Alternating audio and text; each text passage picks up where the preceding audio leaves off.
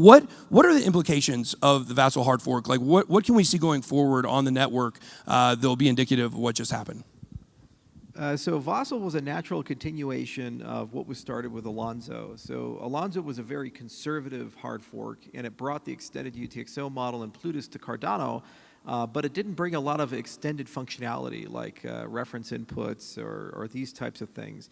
And what we wanted was that the DeFi community could work with us and others, and we could kind of come up with some SIPs that would expand the language in the direction that they needed for them to be able to build dApps. So it's a product of about a year worth of effort and in the standards process, SIP 31, 32, SIP 33, SIP 40. And effectively what these have done have created new capabilities in Cardano scripting language that have already been reflected in a lot of dApp developers seeing substantial improvements in the reduction of transaction size, as well as the reduction of cost. It also brought pipelining, and what pipelining basically did is make Cardano better, faster, and cheaper.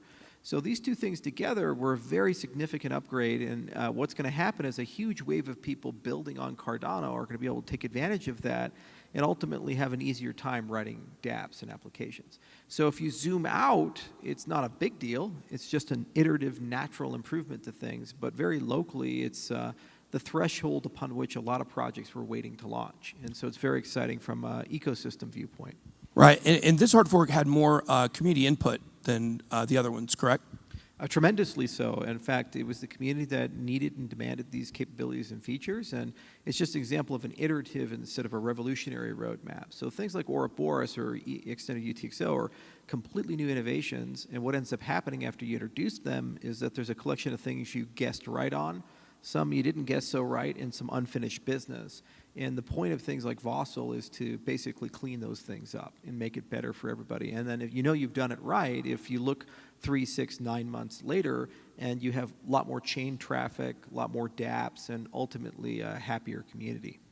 Yeah, definitely. And I think that, when we're thinking about, the community building on top of this, putting on, many of these community proposals and things like that, it makes sense that this would be the one that had the most because it's the bear market, right? So, I know Big Pay was talking to me behind stage and he said, man, it's so crazy how many people here are talking about they're building something or they're working on something or they've made it into crypto in some unique ways. And I'm like, yeah, that's a bear market where all the people that are here are working on stuff. Could you guys imagine if we had done this event, maybe 18 months ago, there would be so many more people here, but those people come and go. It's these times when we're in the bear market, which is where people really come in and they stick, and that's great to see from the community. So I think that communities, they generally are looking for the next big thing, right, with your network.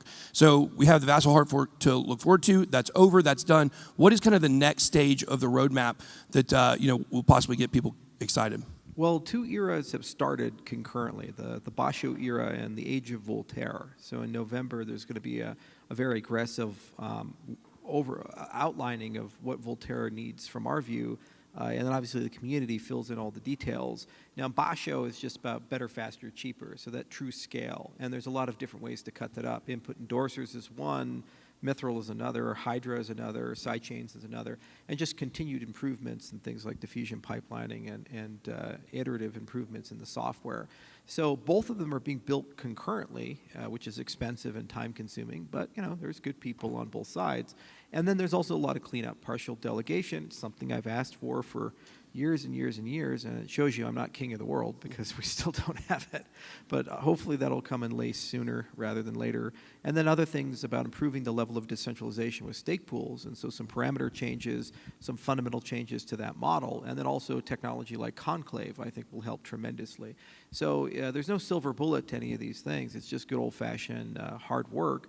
And obviously Plutus continues to evolve as a language. Good programming language takes about 3 years to 7 years, somewhere in that range, to kind of mature and get to a point where it's useful. So Plutus is about 1.5 years into that cycle. So there'll be a version 3, a version 4, and new capabilities, new features will come. And then as people build dApps, they're obviously going to say, hey, this stuff is really hard. Can we have more stuff to solve that? And this other stuff we'd like. Certification is a big one as well. So certification's where you write a specification, then you write the code, and then you create some evidence that your specification was followed. what that does is it helps you get rid of a lot of bugs and security problems and gives you strong evidence that the protocol is what's called semantically correct. It's very important in an age of hacks that we do that.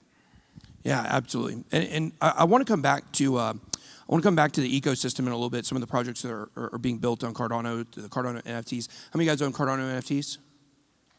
Okay, there's some people. Okay, there's some people. I like it. But I want to touch on something before we get there, which is price. I know you don't talk about price, but I want to talk about price really in regards to crypto as a whole, right?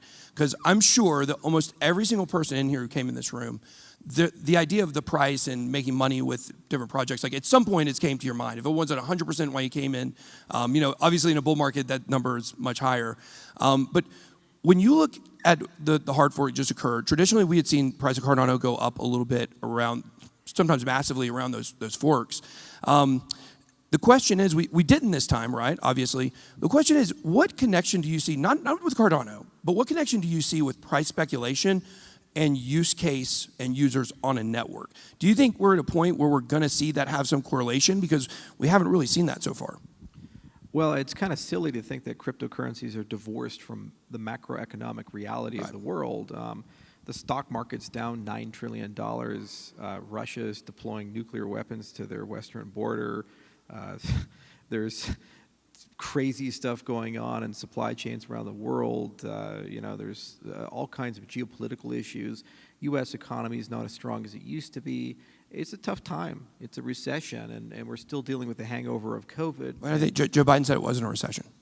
Well, they could change the definitions of things, but sometimes things are what they are, no matter what you want to call them.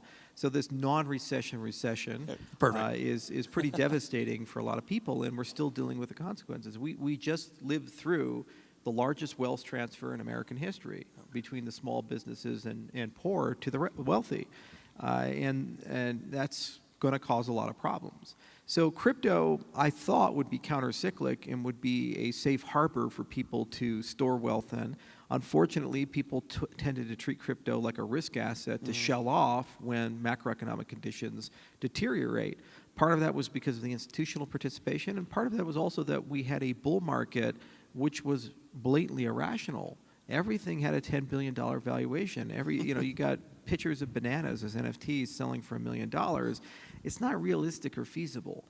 So all things considered, we're in a good place as an industry relative to what we've accomplished and how many people are there. I think 2021 was just a bit irrational in where it was at. And what'll happen is, just like I've been through 7 of these cycles since I entered the space.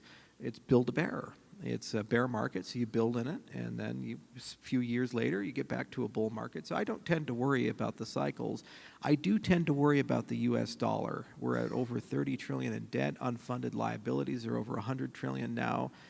We spend more on interest at this point than we spend on our military. This is a bad deal, and America can't sustain itself. Social Security is forced, because it's indexed to inflation, to raise 8.5%, and it's already unfunded for a big chunk of it. Health spending still is extremely high, and this particular government seems to be incredibly hostile to a lot of the industries that tend to create a lot of jobs and value for the United States.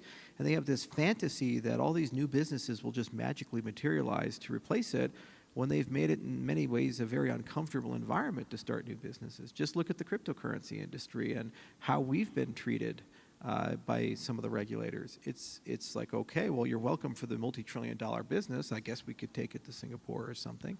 So it's pretty sad in that respect, and that's the only way you get out of it. And if you have that mindset, you wake up and you can't tax your way out of it, and you can't grow your way out of it, so you just accept the default and the decline. So I don't really think crypto is the problem, and the price being down. If there's anything we've done as an industry from a technology viewpoint, an adoption viewpoint, a use and utility viewpoint, we're better today for most ecosystems than we were in 2021 or 2017 during the last 2 bull runs. But the issue is that the macroeconomic environment that we find ourselves in is incredibly fragile and unhealthy, and it's getting worse every day.